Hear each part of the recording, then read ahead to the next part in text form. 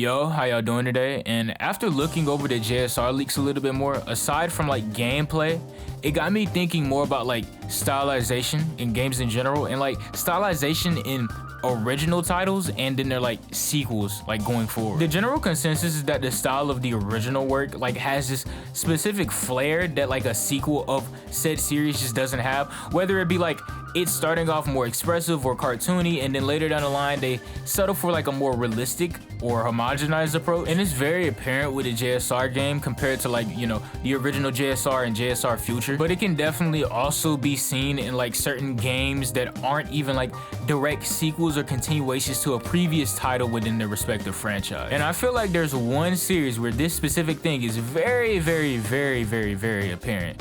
And that's with Spider-Man games. Now, Spider-Man games are like an interesting case because they definitely started off super arcadey, like beat 'em up style, like side scrolling, like Maximum Carnage for an example. But with the PS1 game, it of course like made that transition to 3D and you know, it looks like a PS1 game. Then we flash forward to after the 2002 theatrical release of the Spider-Man movie and we get a movie tie-in game that does have a similar type of formula to the original PS1 game, but the graphics take a more realistic approach because it obviously is a movie tie-in game. Now, while the original PS1 game definitely doesn't like do anything too crazy with its formula, of course it was crazy for its time, with this specific game, you notice that it does have like more realistic elements. Like, for example, before Peter like gets this, you know, actual Spider-Man costume, when he's in his makeshift costume, when you punch enemies, it does damage to you.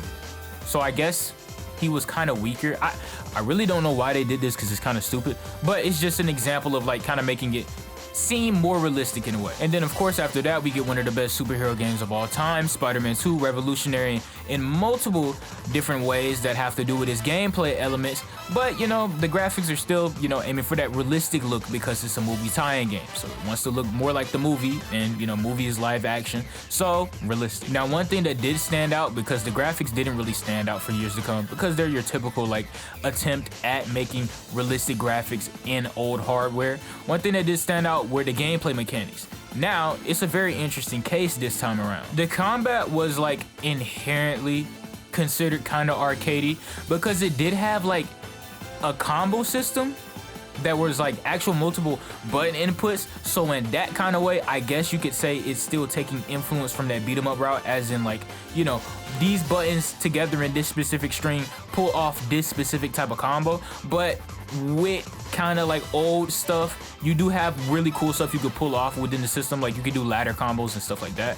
But one thing they inadvertently did, because at the time this was probably considered super realistic and it was revolutionary, was the swinging. I know this seems like a tangent right now, but I'll explain later how this overall like ties in to what I'm trying to say about stylization in video games. Now, the swinging back then definitely seemed like realistic at the time because there's nothing like it and it looked like it was straight out of the movie, right? It makes you want to feel like Spider-Man, you know, the phrase that has been run into the ground. Now we fast forward today with the recent release of Insomniac Spider-Man 2, and when compared to the original Spider-Man 2, the original Spider-Man 2 does seem more arcadey, as in like you can pull off some pretty crazy stuff with like actual in-engine loop-de-loops, not a scripted specific type of event, and that allows for the momentum system to just completely start flinging you across the entire map.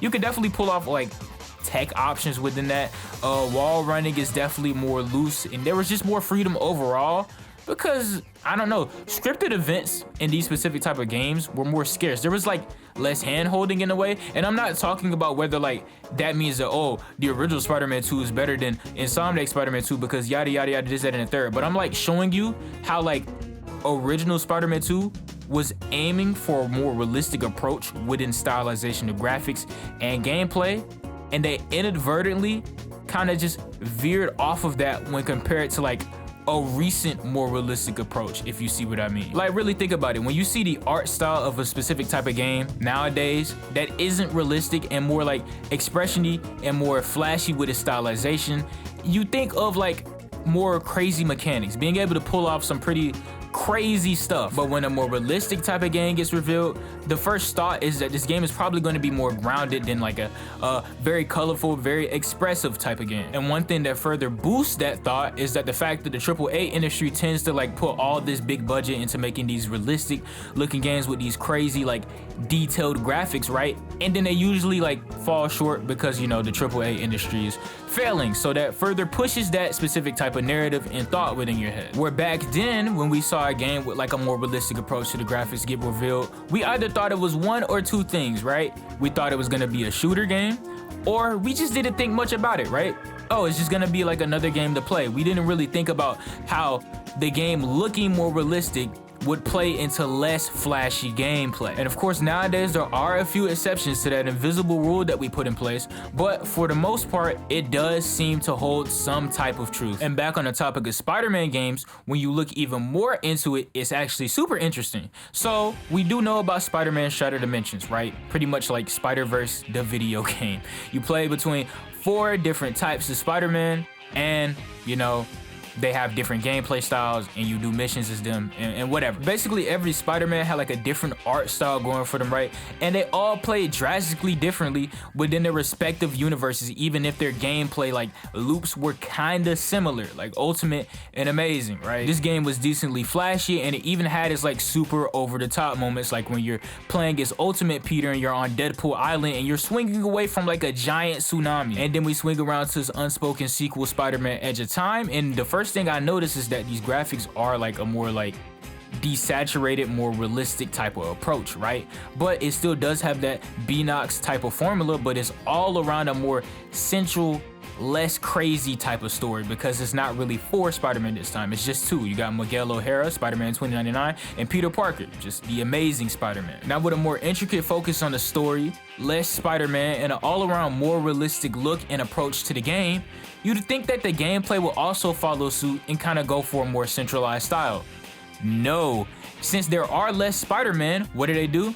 They focus on more of their moveset and expand upon it tenfold. Instead of doing what games kind of do nowadays, where they'll ground the specific gameplay or combat within the game, where they just make it less flashy in general, and you're pulling off like more realistic stuff, but it's not as cool, they instead take and give in equal amount. So in Shattered Dimensions, Amazing Peter's moveset was kind of more of just like focusing on web-based moves, like you're webbing rocks out of the ground and just slamming boulders on top of people, right? Well, of course, they probably didn't want to go for that in this game because it is in a more futuristic environment, so you're like webbing metal panels out of the ground. It wouldn't make sense much, right? So instead, they kind of go for like a more focused combat-based thing for Peter. He's still a brawler in every right because he's not Miguel. He's not as intricate because, you know, Future is more intricate, more detailed and stuff like that. So Peter's more focused on like dodging with his spider sense and then just straight up going crazy on people with combos in this game. Now, as like a on paper explanation, that probably does sound a little bit less cool, right?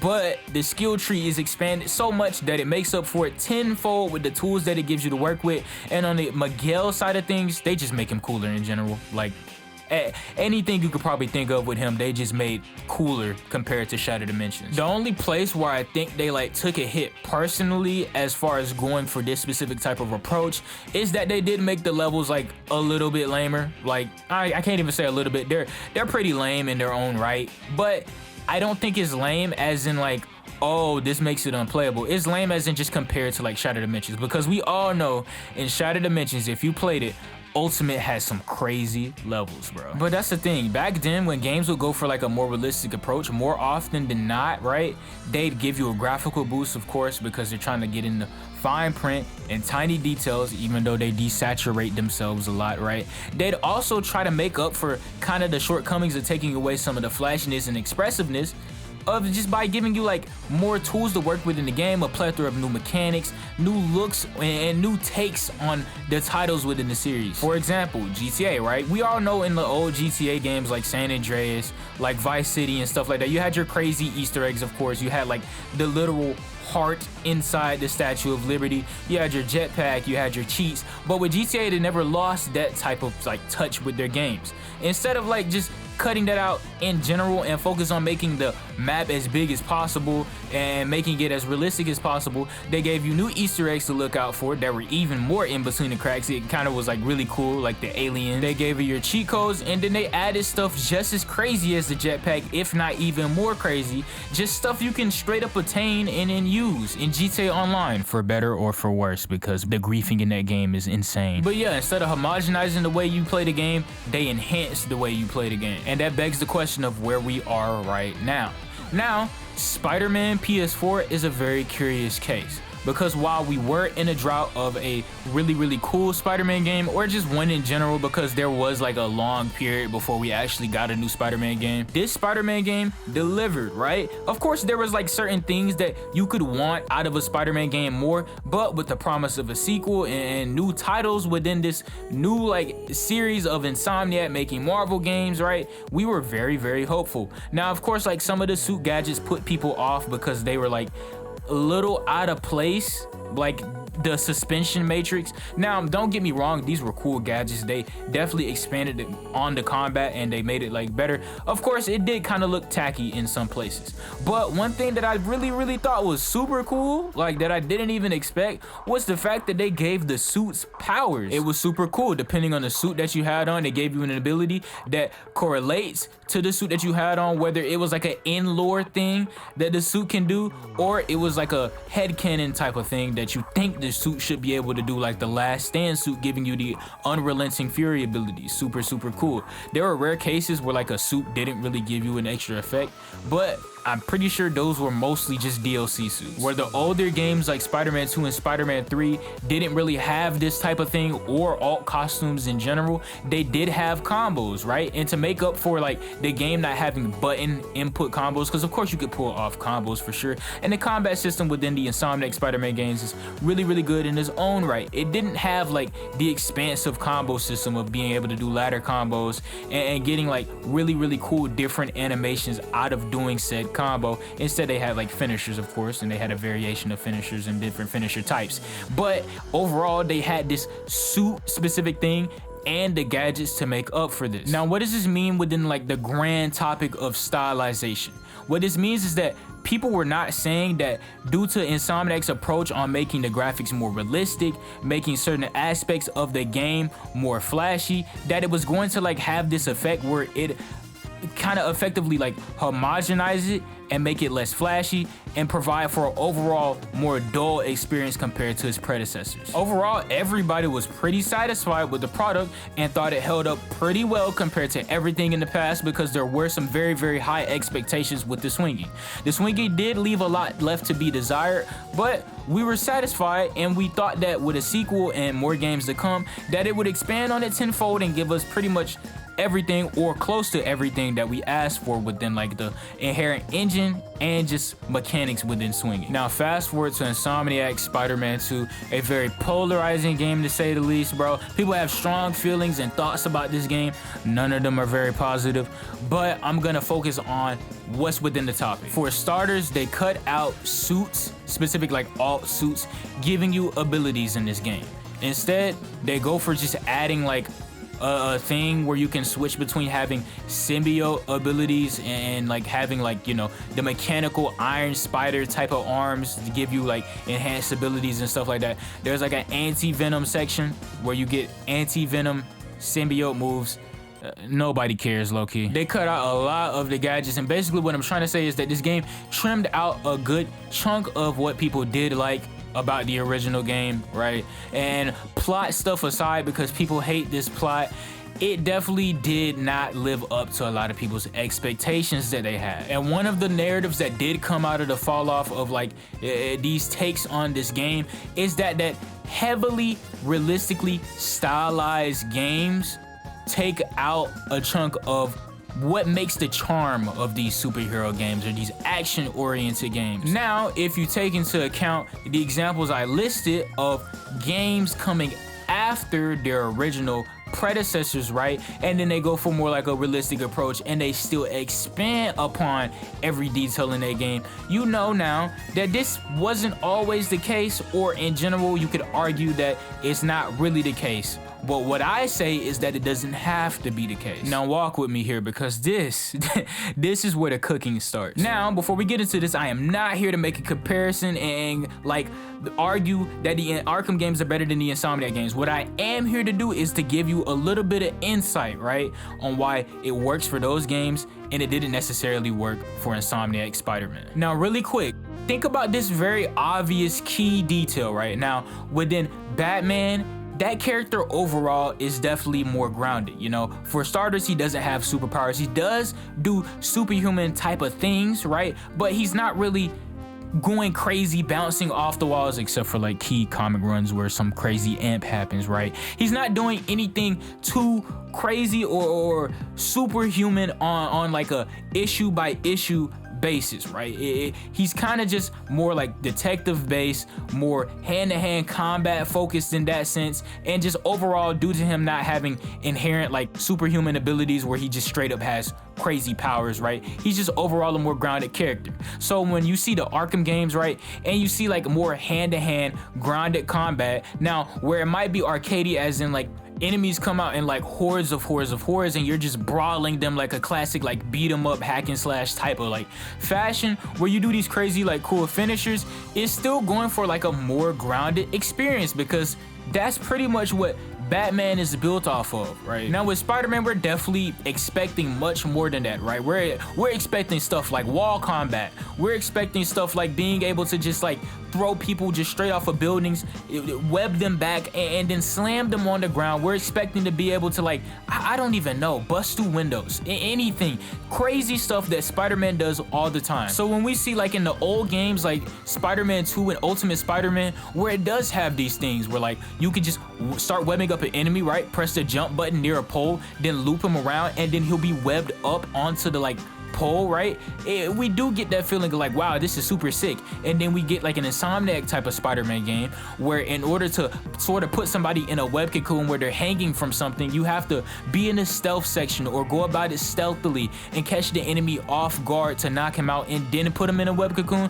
It does kind of put you in that like feeling of like, wow, I wish I could just manually do this, because why am I having to stealth my way into doing this? Spider-Man should just be able to straight up web bro to a literal pole if he wants to. Now you can web somebody to a pole as in like, you know, web shoot it into a pole and they stick to it, but you know what I mean, like web cocoon them to a pole. You know what I mean, bro. Spider-Man is seen as like this over-the-top acrobat that's always doing this crazy stuff, right? Where Batman is just more hand-to-hand grounded in general as a character.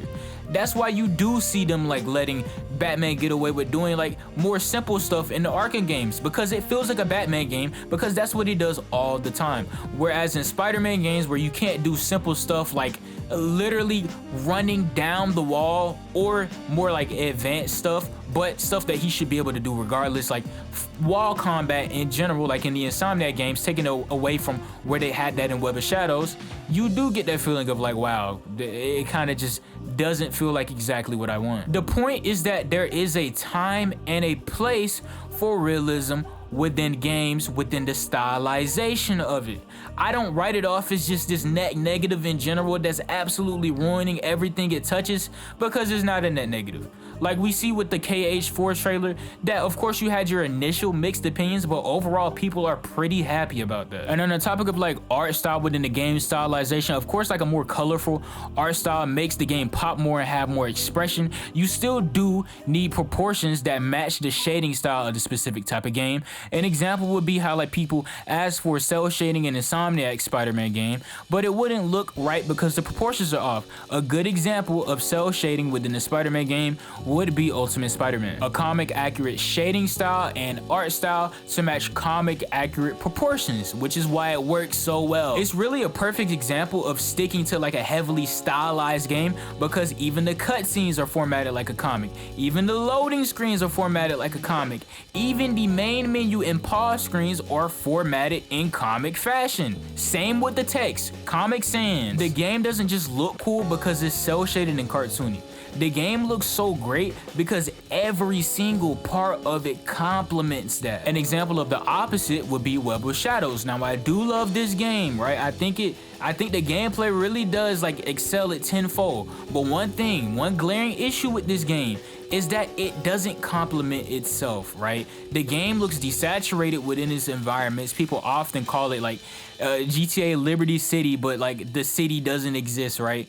And Spider-Man oddly looks stand outish compared to his like surroundings. Of course the enemies are like decently colorful, but Spider-Man himself is super colorful, and the background is desaturated, right? And in the game, so desaturated and barren within the rest of its like design, even level design and mission structure, the combat is oddly like amazing.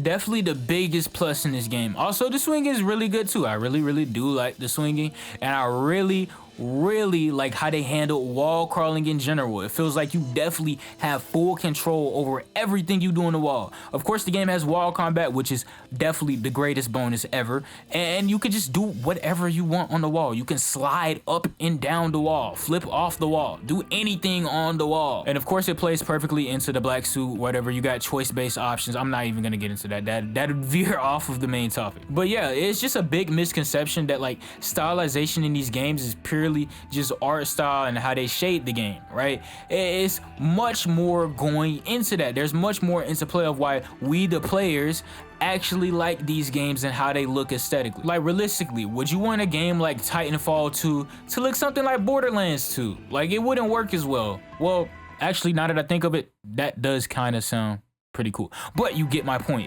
It still wouldn't be like the same, you know. You wouldn't get that same feeling. And of course, overall, like you could disagree with like what I'm saying, but I hope you at least understand my perspective when it comes to this. That's pretty much what I'm trying to like get across. And I'm also interested in seeing like your takes on the whole matter, so like of course feel free to comment, bro. And now that all that's over with, you know what it's time for. It's time for the canon bonus round. And I'm not gonna lie, this video is super long, so we're gonna do it a little bit rapid fire-ish this time around. And for those who don't know, this is the part of the video where I show you some bands or artists or songs in general that you may have not heard of to spice up your palette a little bit, just in case you know, bored of listening to the same old stuff over and over again. And to start it off this time, we got Asano Joke. This is a very heavy post-black metal band, and they always come on with very aggressive vocals.